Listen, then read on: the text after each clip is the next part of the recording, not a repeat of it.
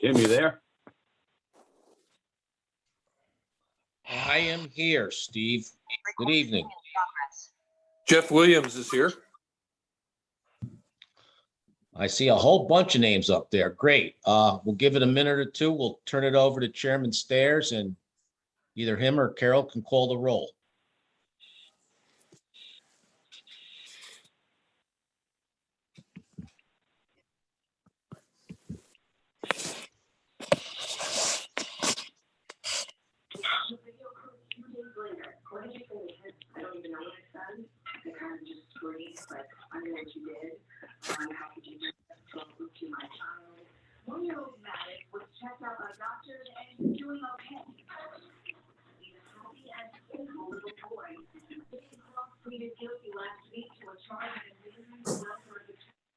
He was sentenced to 15 days in jail and 3 years probation. 15 days.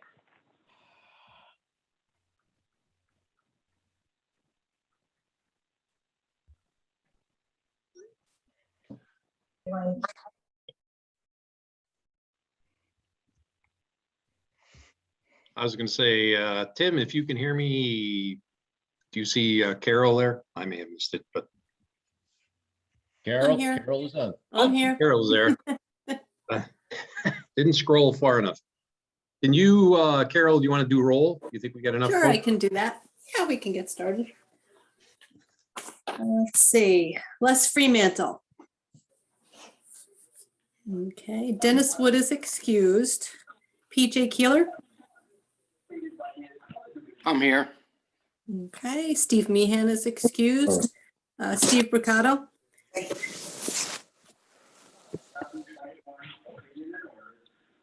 no Steve. Kathy Allen. I'm here. Okay. Tracy Weir. I'm here.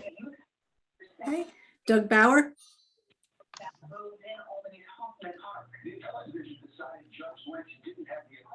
No Doug. Jim Vina.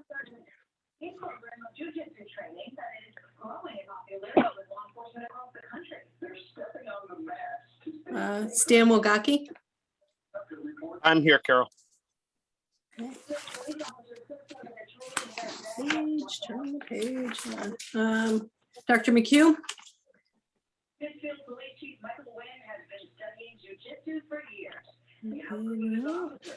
Dr. Daly's going to be late, I believe.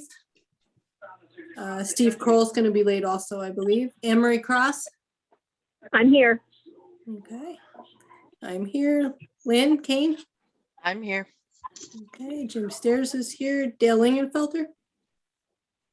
I'm here. Okay. Scott Bowman.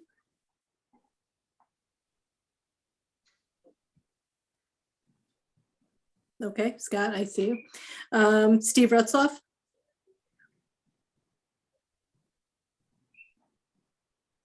Okay, no Steve. Jeff Williams. I am here. Okay, Maria is excused. Charles Welch. Here.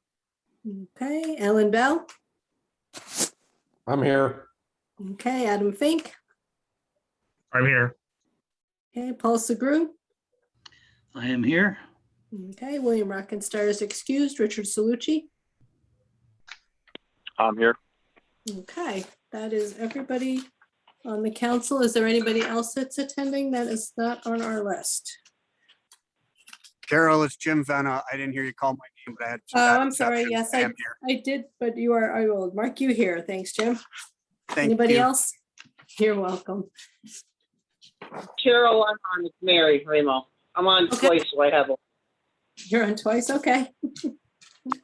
Mary Ramo. Anybody else? Carol, Steve Retzloff, did you get me? I did not, but I will get you now. Okay, you are here.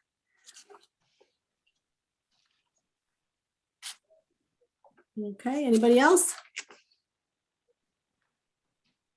All right, I think we're good, and we do have a quorum. Excellent. All right, well, let's call the meeting to order at 6:05 PM. Start with the Pledge of Allegiance. I pledge allegiance to the flag of the United States of America and to the republic for which it stands, one nation, under God, indivisible, with liberty and justice for all. Dispense with the approval of the prior meeting minutes because they're recorded. As just mentioned, there we have several members who are excused. Just to read them into the record: Dennis Wood, Steve Meehan, Maria Walker, and Bill Rockensteyer. And a couple of the people who would participate and potentially benefit from listening to the other reports here would be slightly late, and that is Dr. Daly and Steve Kroll. I believe they're at the same Zoom meeting that's running a little bit late, and they'll join us maybe at about 6:10. So I was going to say, rather than go next to the executive director's report, which is probably more important, I'll take up some time and read into the record several DOH disciplinary actions. So without further ado, Christine Correa of Brooklyn, New York State EMT number 424165, had her certification suspended for 1 year effective 10/13/21. The suspension was stayed pending no further violations for 3 years, and she has been assessed a civil penalty of $2,000 for violations of Part 800.16A49.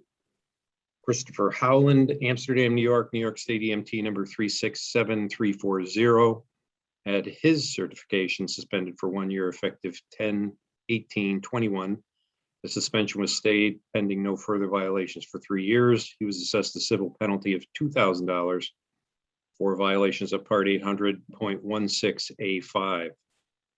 The Center for Allied Health Education in Brooklyn, New York, who is a course sponsor with code number 08091, was assessed a civil penalty of $2,000 for violations of Part 10, New York CRR 66/3 sub D. Kevin McKeon of Lynbrook, New York State EMT number 144941, had his certification suspended for 1 year effective 10/22/21. That suspension was stayed. He was also placed on probation for 3 years effective 10/22/21 and assessed a civil penalty of $2,000 for violations of Part 800.3 AM and 800.16A11. Genovi Javara, Flushing, New York State EMT number 453942, had his certification revoked effective 10/22/21, and he was assessed a civil penalty of $2,000 for violations of Part 800.16A4. And kudos to Tim, because some of those were being added very late in the creation of the agenda for tonight's meeting. So if you don't see all those on the agenda that's because he was putting them in there last minute. So you guys see perhaps Steve or Dr. Daly jumping on?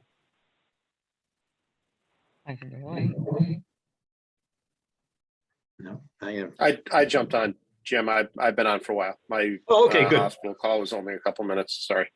Yeah, no, that's all right. I was doing disciplinary actions, not wanting to exclude you from something more important than that. So with that, we'll jump back to executive directors and go for it, Tim. Okay, I gave up sending out updated agenda, I think, after the third discipline notification this morning. They seem to be coming out about once every hour or so this morning. My report. I think I mentioned it last month, but I think it bears repeating. The PPP loan was forgiven by both Key Bank and SBA, and once SBA pays Key Bank, we're done with that. So that's great news. A similar note, I got notified by FEMA this morning to sign our reimbursement application. If you remember, that application was for COVID-related reimbursement due to our expenses related to the electrostatic sprayers, decon solutions, stuff like that. I'm going for 100% reimbursement. It's roughly $22,503, I think. And hopefully we'll get it. So if you take the Key Bank loan forgiveness and that, we're looking at about $120,000 we realized in forgiven loans and COVID reimbursements. And that's super news. It got us through this pandemic. For those not aware, there's a new BLS Rensselaer County ambulance service. It's called Taconic Valley Ambulance. They received their operating certificate a couple weeks ago or so, give or take. And they're up and running out of the town of Berlin, Berlin town. I think it's the municipal garage. It's a Muni operating certificate, so they'll have to proceed with the formal CON process once the certificate expires in 2 years. Just a quick training update. All the Remo classes, our in-house class, the SUNY, Homeland Security, and Skidmore are all proceeding without any issues. And somewhat related to that, we submitted training vouchers in the area of, I believe it was 38,000 something. I call it $39,000 for recent classes. It's still a challenge to voucher for some of these courses due to the way DOH has changed the vouchering process now and the way students can individually schedule their written exams. We're trying to get a line on this and develop some type of quiz system, whether it's holding on to these and vouchering, en masse once we get a class set. It just requires constant monitoring of the health commerce system to see who's scheduled and passed exams. So it's going to be a time-taking or lengthy process to do it.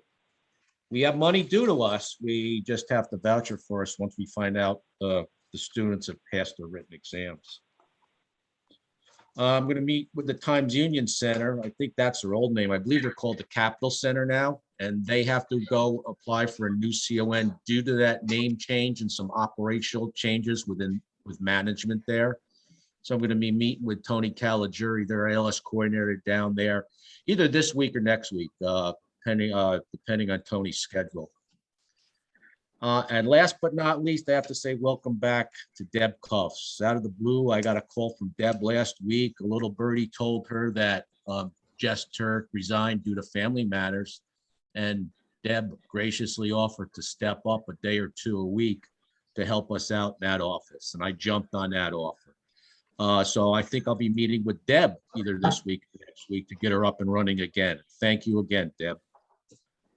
That concludes the executive director's report. I'll take any questions if there are any out there.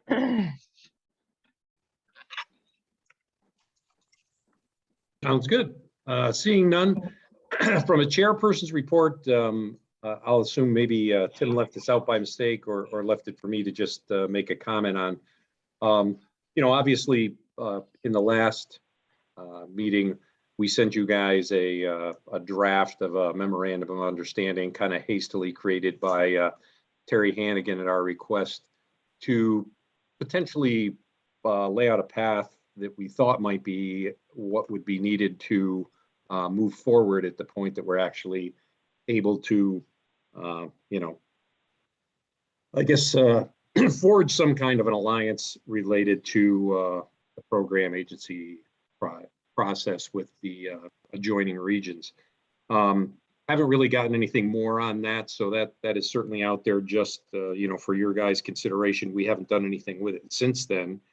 As it relates to that entire process, one of the things that I think we thought we'd have answered sooner, and it may be simply because of the newness of the process, is we reached out, or I can't say we, Tim reached out to Department of Health to basically ask them if the contract, or so a program agency grant contract, could simply be assigned to someone,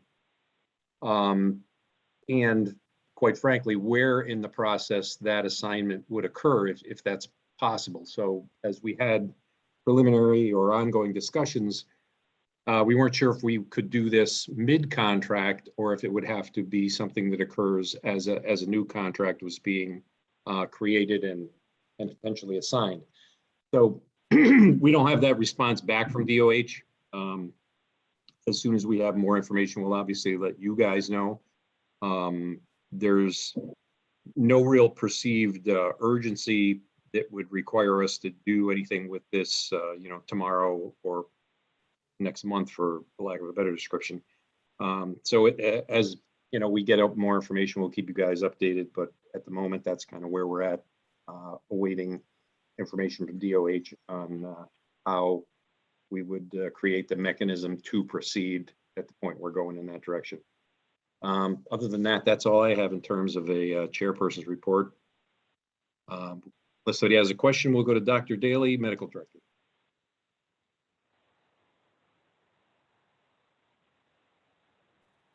Hey, Jim, thank you very much.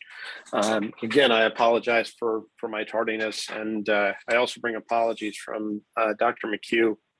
He had the opportunity to either join us on this call or join his 8-year-old for their birthday, and I think he made the right decision. So good choice, good decision-making by Dr. McHugh, I think. If I may, I'll start with the REMAC minutes briefly. The important things that we talked about there, really starting with ED waiting times. I don't have to tell anybody on this call, but emergency department waiting times remain a significant issue right the way across the region. Quite frankly, it's across the state.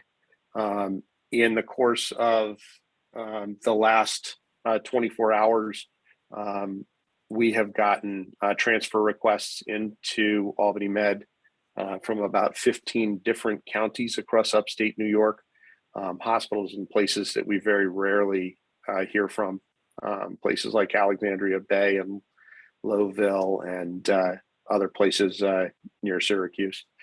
There is a significant issue, obviously, involving hospital staffing right the way across New York, and it goes well beyond New York State. There have been some people that say, hospitals are having a problem and therefore EMS suffers. The reality is this is every segment of society that's trying to employ people. Hospitals just happen to be one of the locations. And unfortunately, when hospitals back up, they back up into their emergency departments. And when they back up into their emergency departments, that then impacts EMS. The hospitals all are acutely aware of the stressors we're putting on EMS and have been extremely apologetic. The state is doing a significant amount in terms of trying to track this and then intervene as possible in terms of encouraging hospitals to improve. One of the things that we did on a regional basis was the MIST form. The MIST form is now been accepted by the REMAC. The nurses committee also reviewed it, and it will allow a more rapid drop off of patients who are appropriate to be dropped in the regional hospitals with a structured report. A structured paper report needs to be left with that patient if they're dropped off. At Albany Med, certainly, if the patient is appropriate for the waiting room and this form has been completed, that can serve as the paramedic nurse handoff or the EMT nurse handoff in order to drop a patient off in our emergency department and save time in your turnaround. A couple of other things that we talked about. One was norepinephrine. As you know, we use a low dose norepinephrine infusion in patients who are suffering from shock. We did have one case without harm where that was not an appropriately labeled medication. Remo has subsequently purchased labels again. Tim just told me that those have now come in. They will be available to all agencies in the region. I don't know how many Tim ultimately ended up getting. I think the last time we had 10,000 of them. So I think they're not only available to anybody in the region, but frankly, anybody that wants one of these just about anywhere. But every label, every medication that it goes into a drip needs to make sure it's appropriately labeled, and these labels are for that purpose. The suggestion and best practice that we'll be putting out as a advisory at Tim's suggestion is to take the norepinephrine itself and a sticker and seal those in a bag together so that when the norepinephrine comes out of that bag in order to be put into an IV for infusion, it gets labeled at that same time. And the last thing we talked about was ALS and BLS FR EPCR reporting, and then that reporting then getting to the hospitals. That's an ongoing issue that also got some attention at the CMAC. The QI committee, we talked about ketamine and the ongoing review of ketamine that's being done on a regional basis in order to make sure that we can continue to keep the agencies and our patients as safe as possible, and to keep a tight review on ketamine, which is a medication that's gotten a lot of national attention. And this review continues to go extremely well. We reviewed some of the basic CARES data, which remains a spectacular way of us looking objectively at our cardiac arrest survival. And that project continues to go well.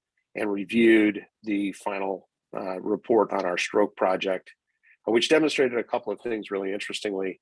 One of them is that we are doing a really good job of acquiring appropriate data on stroke, that we are doing the appropriate reporting as we should.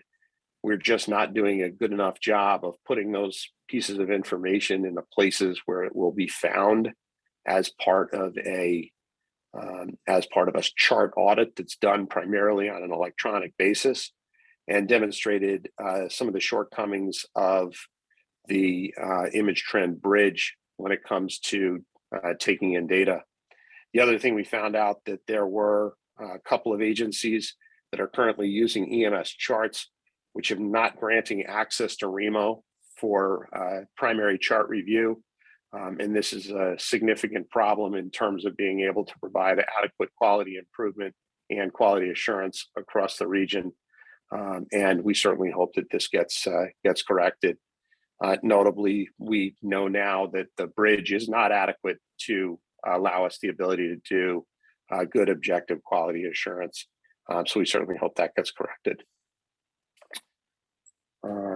From a medical director perspective, I have just two things. One really is thank you to everybody in the region who has assisted with some of the transfers when it has been necessary. Given personnel shortcomings from time to time, we've had expanded situations of requiring urgent transfers to be done by agencies that don't normally do transfers. Thank you very much for being able to do that.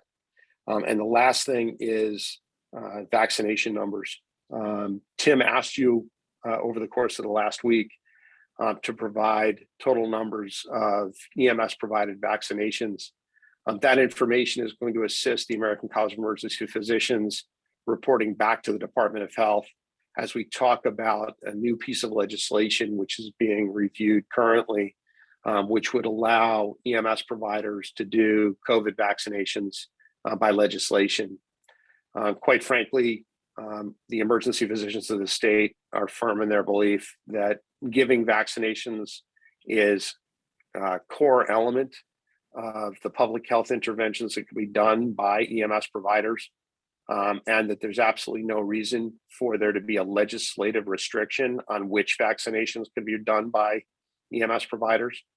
And that quite frankly, right now, having EMS providers able to assist with public health interventions like COVID vaccination or influenza vaccination is extremely reasonable and something that would be fantastic if we did.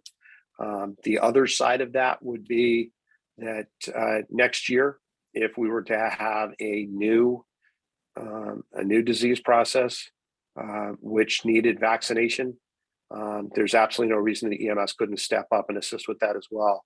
And we would prefer to have legislation written that would be permissive to allow the Department of Health to offer EMS the opportunity to assist with vaccinations at any time, rather than restricting it to a single disease process. And that, Mr. Stairs, is my report. Excellent. And that would be wonderful to actually have that ahead of the next pandemic, if we want to call it that. But great. Any questions for Dr. Daly? All right, seeing none. PJ, treasurers. All right, thanks, Jim. Everybody has in front of them or has been sent the 9/30/2021 financial report.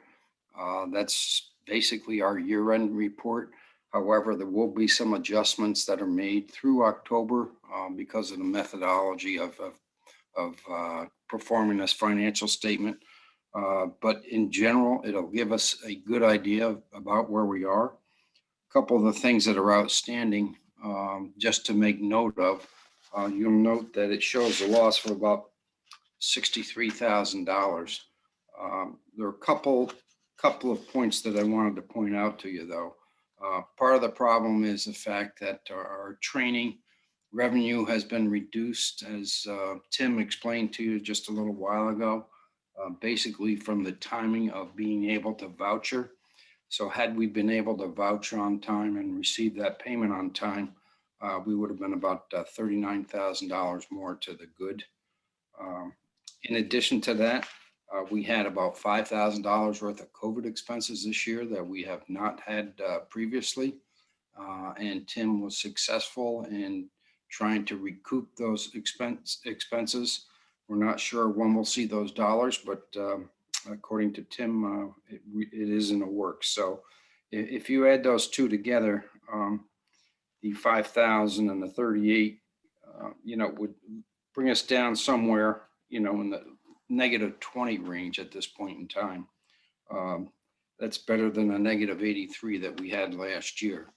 In addition to that, one of the stumbling blocks that the training had was that the state in its infinite wisdom went from that hybrid course to basically hands-on again, and several individuals had to drop out, and we had to pay about 17 grand back to those individuals. So all in all, had everything been in place, we would have just about broke even like we had talked about, but we still have some work to do on the training end, and look forward to working with Tim and the other group and trying to adjust some of these things moving forward. But I still think that we are on the right track overall. And Tim did talk to you about the PPP loan forgiveness. So hats off to Tim. He put a lot of work into that. Is very beneficial to us. And the trick will be, as we move forward, to stand on our own 2 feet without these loans. So that's it for the financial report, unless anybody has any questions.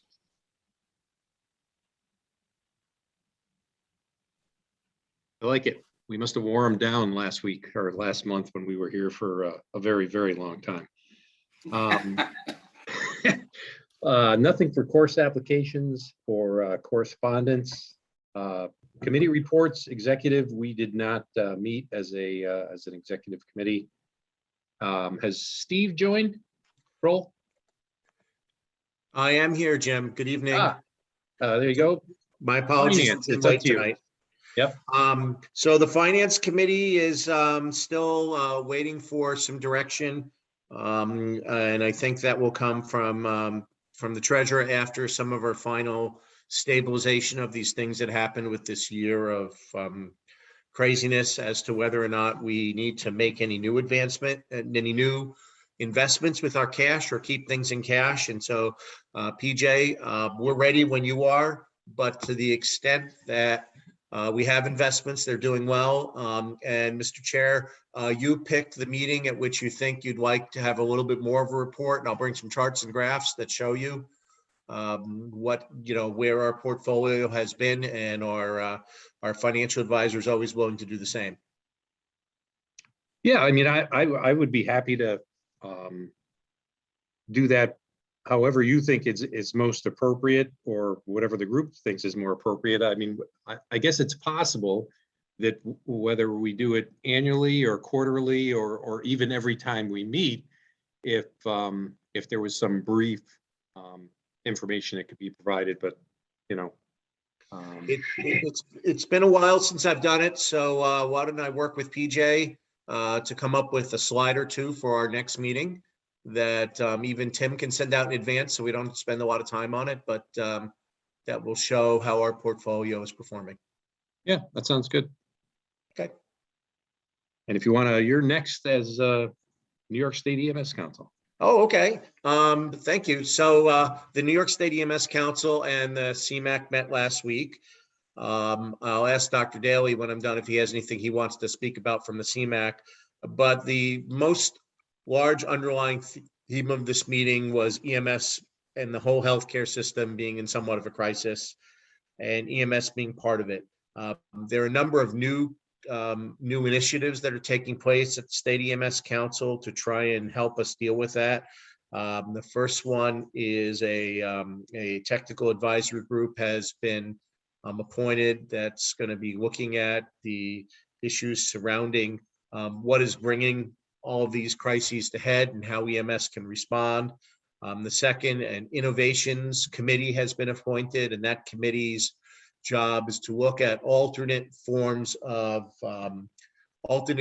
care and alternate forms of revenue as a way to both make EMS a attractive career and also to make EMS an attractive payer. So they'll be looking at things like Treat in Place and ET3. There's definitely a lot of discussion about the extended time that hospitals have to keeping ambulances waiting for dropping off patients, and a lot of questions about what the state can do to help. I know that the state is working on a tracking system to try and be able to better know when hospitals are on diversion. So EMS crews might be more easily able to know when a hospital is on diversion. But the general thought was that this is not something that EMS can fix alone. This has to be EMS working in partnership with the hospitals and the other players in the healthcare system. So we're doing our best to let them know that we're interested in working together with them from the CMAC and the Remsco. There is going to be Vital Signs November 11th through 14th. It's going to be a hybrid in person as well and online. Announced this last week was anyone who wants to attend in person must show their proof of vaccination when they pick up their credentials. There has been some rumors traveling around the state that the Bureau of EMS might be extending people's EMT and paramedic certifications for an additional year beyond the one that was authorized in the executive orders and enacted. The Bureau announced that it is not doing that while they have been given authority to extend should circumstances warrant. They wanted to be clear that there's no discussion. I know everyone should have seen Tim sent out their 2 new policy statements on distancing and the expansion of EMS clinical hours. I think most people are now familiar with the executive order that allows paramedics and EMS personnel to take work in non-traditional roles. And I think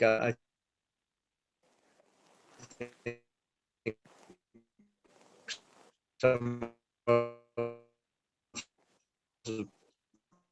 probably seen that. Does anybody else have any problems with report?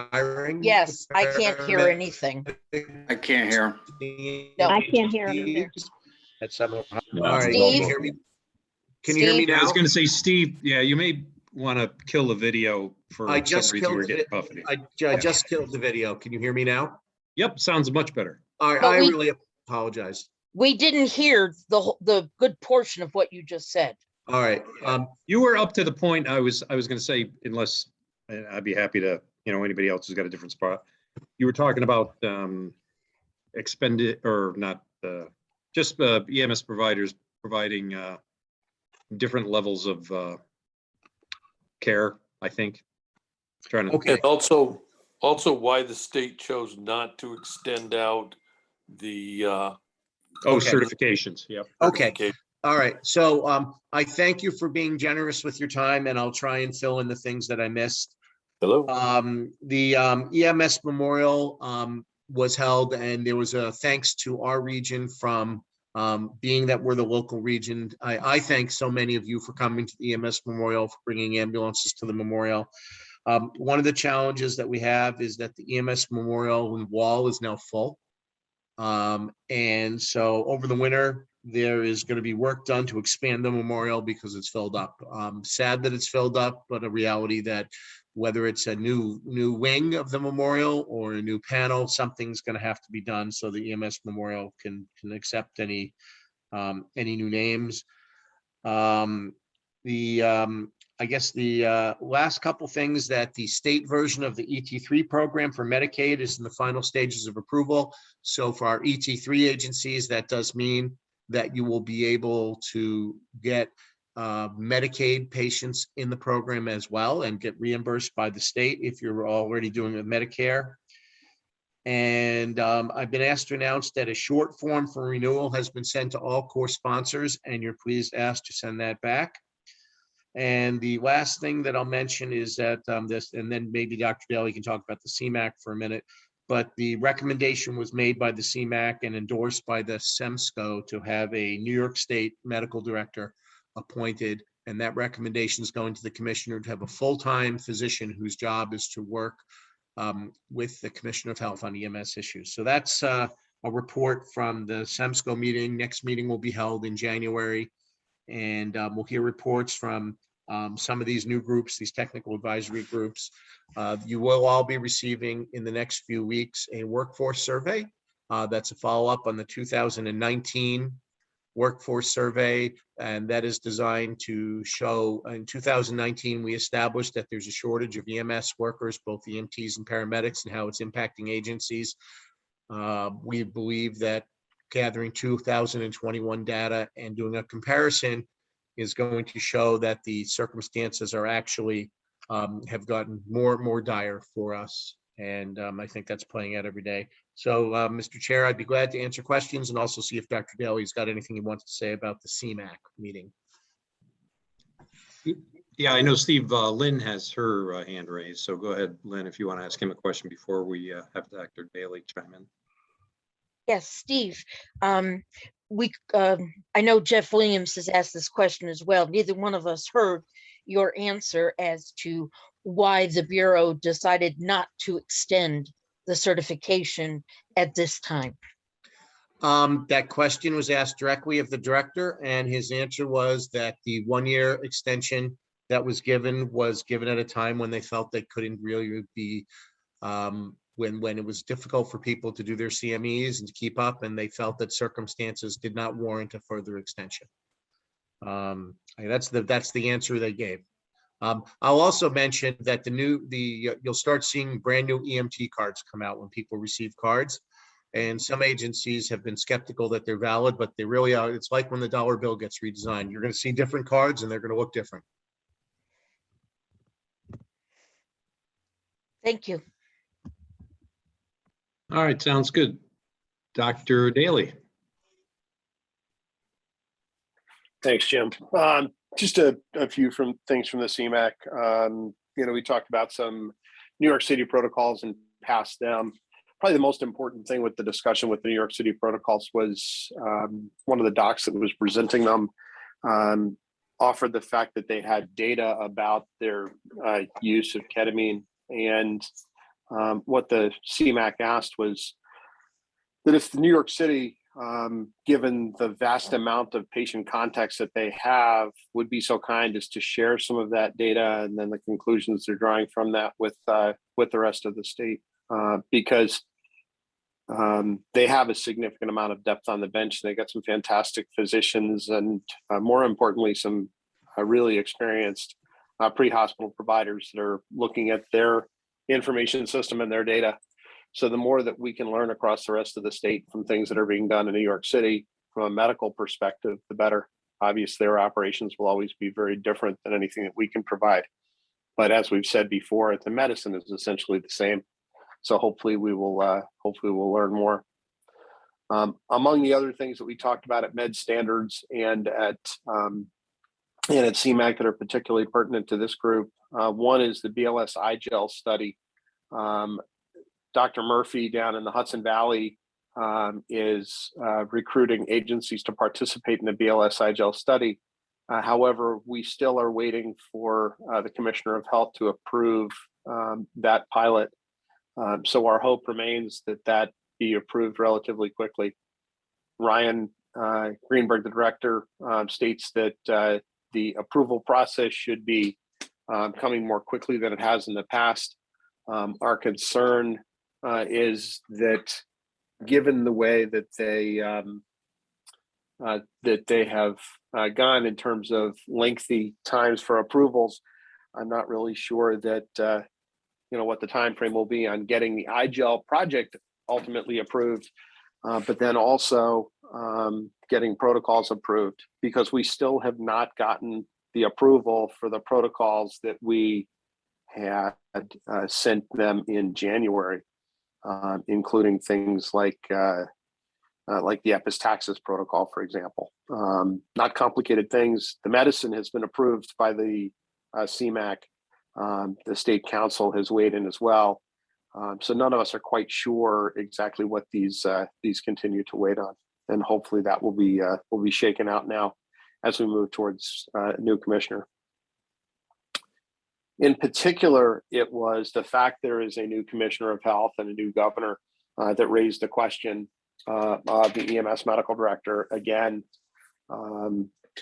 By our count, well over 45 and possibly as many as 48 states across the country have a single EMS medical director who would be an EMS physician that can advise the Commissioner of Health on EMS related and EMS systems and general systems of healthcare approach. And I think New York really misses having that. I think we've seen over the course of this pandemic that having an EMS voice working with the commissioner would have been something that would have drastically helped. We certainly hope that at the urging of the CMAC and the Remsco, the new commissioner of health and the new governor take this under consideration. This is something that was initially proposed and actually built into a budget. We understand about 25 years ago. There have been people over the course of the last 20 years that were intermittently given the title. In particular, the chair of the CMAC in the early 2000s held the title, but in name alone. And it never allowed the access to the commissioner that I think would be most valuable to that position. So hopefully that's something that will move given the new administration in Albany and the new commissioner of health. So we'll wait and see. And hopefully we'll be able to move New York State EMS forward. That is all, Mr. Stairs. Thank you. Are there any questions?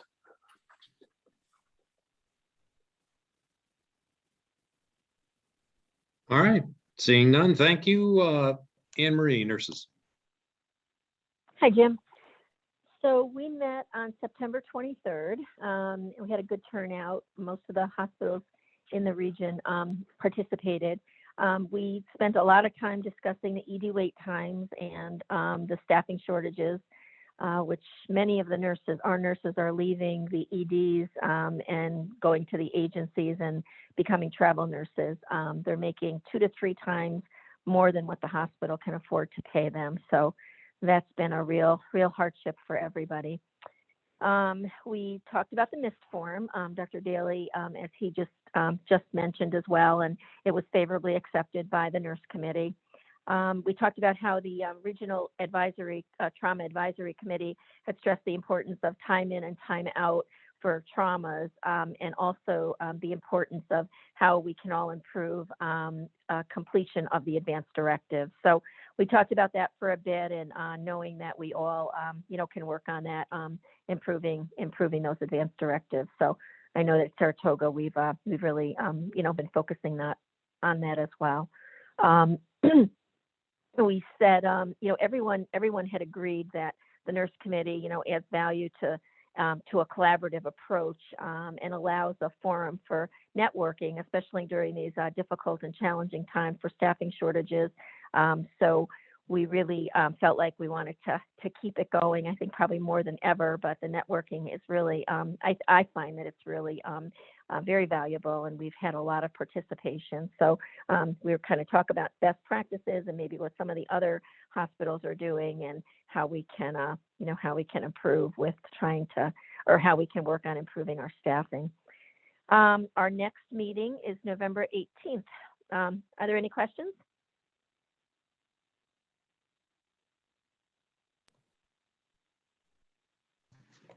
Sounds good. Thank you, Anne Marie. Thank you. MCI, PJ. No additional report at this time. Sounds good. Membership, Scott Bowman. No report. Excellent. Nominating.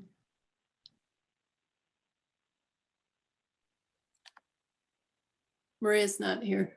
Yeah, I was going to say, is that a committee of one essentially until we have to do something? I wasn't sure if there was anybody else on it. I apologize. I'm not sure. All right. No, well then we'll go with awards again. I wouldn't imagine we have anything until it comes around. No. Correct? Correct, and I haven't heard anything at the state council meeting. They mentioned they were going to be announcing the statewide winners, but I haven't heard anything. So if I do, I'll send them out. Okay. Very good. County reports. Anybody from Albany? This is Charles Welty with the Albany County Department of Health. I'll just share, that most of the Capital District continues to be at a elevated high level of community transmission of COVID. And obviously, we're looking for changes at the federal level that'll be operationalized at the state in terms of expansion of vaccine cohorts. So that's a quick summary, but it continues to be challenging. Sounds good.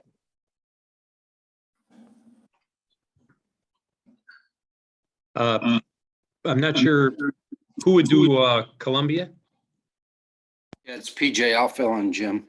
In an effort to conserve our EMS resources, all 5 agencies are collaborating and are issuing a policy statement that 911 will issue and dispatching to fire medic calls. From now on, they'll only be dispatched to structure-related calls, car fires, those types of calls. They will not be responding to some of the miscellaneous ones like alarm activations and water calls and down wires unless specifically requested by one of the chiefs. In addition to that, we are moving forward, hopefully within the next 3 weeks or so, to starting to implement our telemedicine program at the 911 center that will help to transfer some of the very low acuity calls over to telemedicine when our system is choked up or like it is quite frequently anymore. And that's it. Sounds good. Greene County.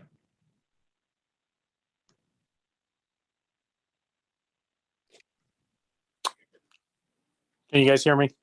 Yep. Okay. So 2 major things. Number one is that the county 911 center and the EMS coordinator are working together to try and implement something similar to what Columbia County's done. Unfortunately, no financial backing, but the system standbys for various EMS agencies to try and reduce response times. And we were contacted by the Greene County Public Health Department looking to resume vaccination pods again, probably within the next couple of weeks. And that's it. That's my report. Sounds good. And just for the record, I occasionally forget to do this, but that was Steve Ricardo, obviously, since we're doing a recording.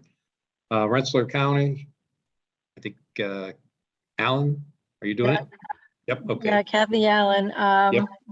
like everyone else, COVID is resurging, so Rensselaer County Health Department is reinstituting vaccination pods. They're going to be doing at least 3 pods a week in various parts of the county to make it convenient for everyone.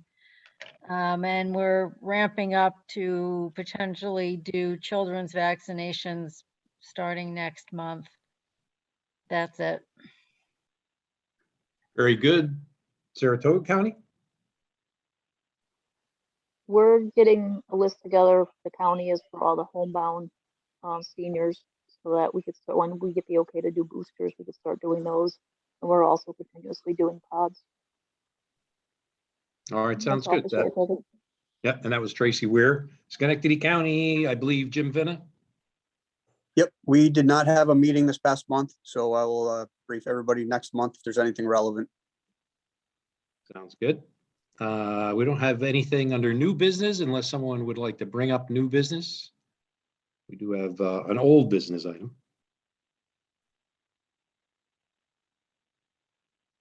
Sounds good. Seeing no new business, old business, essentially ongoing discussions regarding the REMO EMT training and the process of vouchering and or tuition up front. So I'll just open it up for whoever would like to make a comment and we'll let it go from there. Jim, it's Tim. Can I say one thing? But I know I expect a number of people have comments, but I just want to start off by saying one thing. I've talked to the council several times over the last few years about assuming some different type of pricing structure relative to our classes. I just want to say this is not so much an effort to make more money as it is an effort to, I guess, curtail losses, especially with the voucher process as it currently stands. And that's all I have. Sounds good. You know, and I'll just echo Tim's comment. Obviously, you know, PJ made reference to our budget and the challenges that we have to remain in the black as it relates to that. Notwithstanding, you know, some challenges with courses being canceled and that being an issue as it relates to being able to receive payment for those courses, or in this case, as PJ mentioned, having to essentially return funds for canceled courses, affecting the bottom line, or at least a projection of the bottom line. It certainly is an interesting process. We had for lack of a better description, a discussion amongst the members of the executive committee as it relates to this process. So I'm sure some of those will come up as part of the discussion, but it is a challenge, not only because of the changes as it relates to how testing occurs and when that testing occurs, and the ability to follow those folks as we move away from what many of us knew as you take a course, and when you sign up, you had a clear date and time and location for your exam. That's not part of the current process, and it's some challenges. But to just really anybody else chime in, and we'll be happy to have a discussion. Hi, Jim. This is Steve Kroll. I would like to just share some thoughts. Am I coming through clearly tonight? Yeah, I think as long as you're not on video, Okay. you're good. Okay, thanks. So first, I did have a chance to talk with Tim about this, and Tim asked me to put my thoughts into a note, and I sent a note to the officers over the weekend to talk about this. And I am concerned about the impact that charging the tuition up front will have on voluntary ambulance services that are staffed primarily by volunteers. So I do think it's important for us to get input from those agencies when we talk about this. And in a reply to my email, several of the officers said, we ought to, whether it be having the staff look more deeply at it or have a committee look more deeply at it, that we should. And I really appreciate that a lot of people are committed to figuring out the best way to do this. I did miss PJ's finance report, but I've had the chance to hear from PJ about the importance of having our educational budget support the entire budget. And PJ did a lot of work over the last couple of years to show that in a transparent way. I think it would be good for us to take a dive into this, and I have a couple points that I would like to make. One is that I do think that we can have a different rate of tuition charged or different policies for tuition charged to people that are affiliated with our EMS agencies when compared to people that are not affiliated with EMS agencies. One of the things that our staff has done really well is use the opportunity to get students who are home from college in the summer to take EMT, that want to take EMT classes, to take a accelerated program that they pay for in cash. I think that is a great thing because we're giving these young people the opportunity they want to become EMTs, and we get we can price it at a point where they're buying it on the market, and we can price it as high as they'll bear. But I think it's a little bit different when we have a volunteer ambulance squad that is smaller and may not have the resources to put the cash up front. So I think we can have, like the SUNY has an in-state or out-of-state tuition. I think we could have a sponsored versus non-sponsored tuition policy. The second thing is Tim and I got into a little bit of discussion of numbers, and he sent around to everybody what a typical EMT class costs. And I did some costing out of what an EMT class costs. And essentially at a certain number of students, you have a break-even point. And, I came up with some numbers, and I think I'm not going to repeat them here because I don't know that they're audited numbers. But when we have that break-even point, then when you have additional students beyond that, that's where you make your return, and that return supports our budget. So before we raise tuition, I think it would be good for us to look at all the different things that are contained in this break-even point. For example, can we look at what is the right size of classes?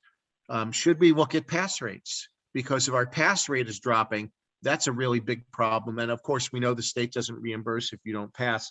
So in 2019, we had a great report from Rich Ruther on our pass rates, and from 2018. And we had pass rates that ranged from 66% to 93% of our major courses during the year. So, and so they were 66, 86, 91, and 93. So only one of those courses was below that 86. We do pretty good on our pass rates. Maybe we ought to look at our pass rates doing today compared to before. And if our pass rates are going down, maybe we ought to look at what we can do to help get better pass rates. I also know that it's been referred to a couple times that tracking our students is a real pain in the butt because they can take their tests not on one night. We probably can figure out how to do that. Can we make our students sign a learning agreement with us where that they have to report their results to us within a certain number of days? The state is encouraging core sponsors to push their students to take the exam as quickly as possible after they finish the class, because the state is seeing that people that go beyond 30 days have lower pass rates than people that do it within 30 days. So maybe we're able to set some requirements for those things. So I think there are things we should look at together on what's the right number of students, what's the right price, how the pass rates go into the vouchering. I also, one of the things, the last thing I'll say is, I know that one of the things is, well, vouchering is becoming really difficult, so maybe we should have the agencies do it. I kind of think of it the opposite way. Our staff at Remo is really good at getting paid by the state when we deliver services. And they have, for the most part, there's been delays in our payment over the years, but we receive that payment. I think Remo is really the place to go for us to be able to make sure we get paid, as opposed to getting it back to the individual agencies. And I guess there is one more thing. PJ, you said this at the last meeting, that you said, the student and the agency should have some skin in the game. I absolutely agree. So maybe we find a policy that weaves all this together, rather than the agency having all of the responsibility. Maybe it's a shared responsibility where Remo accepts a voucher, but the agency has to also pay, a couple $100 towards the tuition. Or there's some sort of policy that has to do what happens if a student drops out for the agency. So I appreciate everyone listening to my comments. And I know that I would really enjoy working with others on this to help, but I know Tim is hearing from all of us, and I think he could also come up with ideas that with his staff that would lead us on forward. Thanks, Steve. This is Tim, folks. If you're not muted, could you please mute yourselves? Thanks.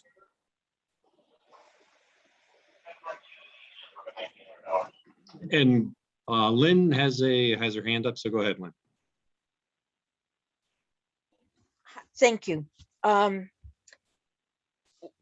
agree with everything that Steve just said. What I find very difficult to accept out of this is that DOH is, if I understood it correctly, is no longer willing to give a final overall report of how a class did, that they're simply not going to notify us. I know I speak for other CICs. I've talked to several on the committee, and we take to heart the numbers to look to see where we did good, where we could improve when it comes to teaching. And with DOH saying, well, we're not going to give any kind of reports, and you're going to have to chase around the students. It would be great if we could go back to working together with that again.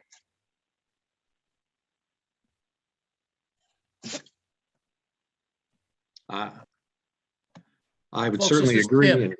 Yeah, go ahead, Tim. Lynn raises an excellent point too. Money set aside. The way the current process is set up now, it's going to make things extremely difficult relative to tracking student percentages, pass rates, GPAs, et cetera, et cetera.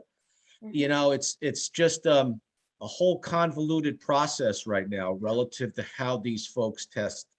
I would love to see DOH reassess it and come back and say, hey, folks, schedule it on your own, but do it within 30 to 60 days, something like that. Because not only is it a money thing, it's going to make it extremely difficult to know how successful these classes actually end up. Exactly. And I think we do best when the instructors help the students over the finish line. And should they not be successful, then we can immediately help them to be successful. Remo's got a full-time office. There are many course sponsorships that are, one or two people. So it's a lot more on their plate to keep track. And it is causing us to need to think about, charging people up front in the urban areas where the agencies do not have the money. I feel it will take away from our volunteers. Tim, is there any state prohibition on a course sponsor signing a learning contract with a student that says you're required to test within 30 days? And you're required to, send us our results. Are you allowed to make those requirements with students? Well, my question is, how could you enforce that? Well, goodwill. Well, the first step is can you even ask? Can you do it? How you enforce it? There's some goodwill involved, and there could be some financial penalties. But the first question is, can you even do it? Because because the state's making really clear that the people that have the lowest pass rates are the ones that wait too long to take the test. And some of that, Steve, might be that in some cases, there were delays in getting the appropriate email so students could sign up. I know we're getting through the backlog of that. Right. So it's not, I don't know any student anywhere that'll purposely hold off a whole year before they take the exam. Normally, they want to do it the very next day so they don't forget stuff. I was going to say, I see Dr. Daly has his hand raised. I don't know if we want to put Mary on the spot. Mary Ramo, do you know, could we voluntarily ask a student to comply with that request, or are we 100% prohibited from even asking? You could definitely encourage it. I don't know what type of enforcement you would have on that from your end. Okay. Thank you. We've been encouraging it. You know, what I suggest you guys do is come up with a list of specific targeted questions and send them to Jean Taylor for her feedback. We've gone through this in many regions, switching from, you know, reimbursement to upfront funding or fees. And the first year is the worst for any agency, because after they put the money up the first year, the reimbursement, in fact, should replenish itself each year from the volunteer agency side. You know, and the agency should also help encourage the students to get certified faster. To your north, Travis went through this a couple years ago. He might have some insight also. But, I mean, that's what I can offer. As far as specific policies, I'm not sure right now because there's been so much coming out lately. And we've been pulled in so many directions. I'm not going to pretend to be an expert on anything related to education at this moment in time. Okay. But I think you'd be happy if you guys came up with a list of all the, you know, potentials and just see what she thinks. Sounds good. Thank you, Dr. Daly. I think Mary offers some excellent advice, and getting what we can from Jean before she retires is a great idea. But I think I would take it differently, which is to say that Tim makes an excellent case for why we need to do something different. Steve really wrote some excellent ideas down about why there are some concerns with this. In terms of our core mission, which is to increase and improve EMS delivery in our region. I think those things leave us in a position where what we frankly need to do is to get a small subset of the people from this committee to come together to come up with some ideas for what Remo should do. Included in that would be contacting Jean and getting some ideas, contacting Travis, and really learning other models that are being done in other places that are successful, come up with a single cohesive idea promulgated by the council, and make sure that this and any concerns that we have about the Department of Health's changes in approach to testing go to education and training so that the state council can look at it. From my perspective, one of the biggest concerns that I have about those results not coming through to us is we have no idea how we can start to track the success of our instructors. And if some of our instructors are having trouble with compliance with state rules or with the inability to graduate adequate numbers of their classes, we need to know that because Remo's classes need to be known as the ones that are most in compliance, that are highly successful, and that people seek out because of their educational content. So I think there's a whole lot of different things that we need to do moving forward here before you slap the table with any ideas. Hey, folks, this is Tim. Mike, you're spot on. It's not just a money issue. It's tracking our success rates, not only for the students, but the quality of our instructors. And one other thing, I have spoken to Travis. Mountain Lakes is a tuition-based course sponsorship.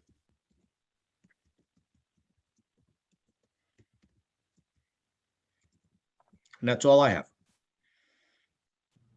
All right, sounds good. Jim Vina, you have a comment? Yeah, question for Mary. I believe if I heard you correctly, you said that other regions have enacted upfront fees for these courses. And in my opinion, that's a good business and educational decision. so that people do have skin in the game. Do you know, has there been any negative impact to that? Has there been decreased enrollment or lower pass rates after that has been enacted, or has it stayed flat or increased?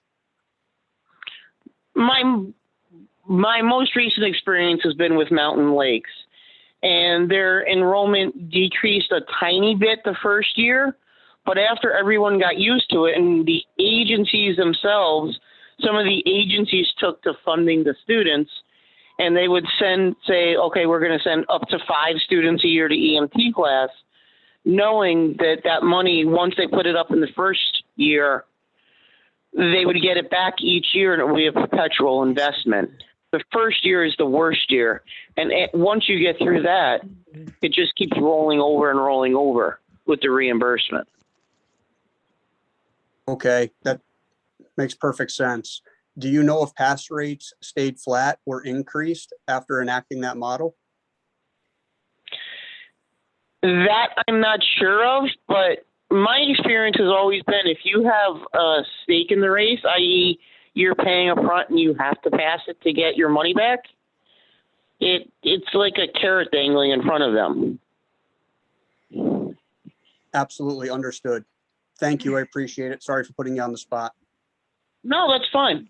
And the other thing is, I don't know, Dr. Daly, if you're aware, Gene is staying on until the spring now, so you guys do have a little bit of wiggle room as far as timing. Excellent. Thanks for letting us know, Mary. I appreciate that. Yeah, I mean, I don't know if anybody else has any comments. I mean, I think it's timely. It probably is something that we're best to deal with quickly for 2 reasons. One is that it has a direct impact on Remo, and then secondarily, it's going to have an impact on the agency who would potentially have a student at Remo. And as Mary mentioned, the first year is going to be the toughest. So not to say we're going to be able to reinvent someone's operational budget to change their training line item, but it would be good to get that out there as quickly as possible. With us meeting in a virtual method, unless somebody wants to do it differently, if you would like to participate and be part of this rapidly forming group to do some investigation and hopefully report back at our next meeting, I would say just reach out to Tim and tell him you'd like to participate as we potentially assign tasks or research associated with the fact finding that needs to be done. I'm sure Tim can reach out to individuals and see if they have some time to work on that. But unless somebody else has another comment, I know I'm throwing Tim under the bus here to potentially coordinate a quickly forming committee.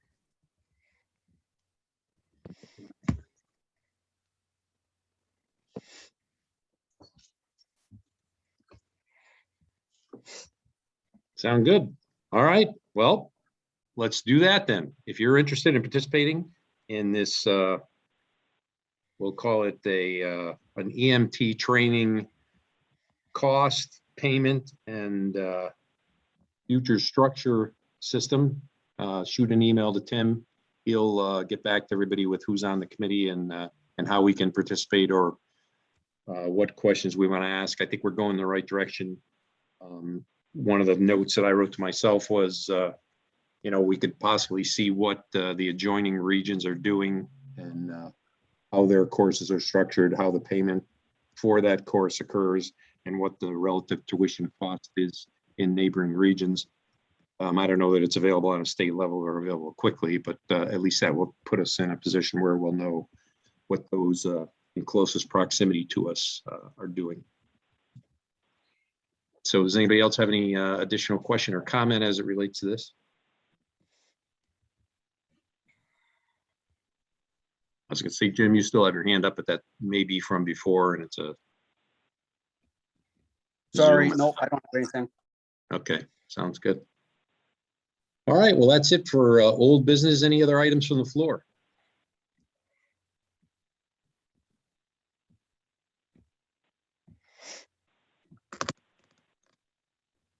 And I'm remiss that I didn't have my calendar in front of me, but our next meeting would be November November 22nd. 22. Yep. So with that, we'll see you all on the 22nd. Would someone like to make a motion to adjourn?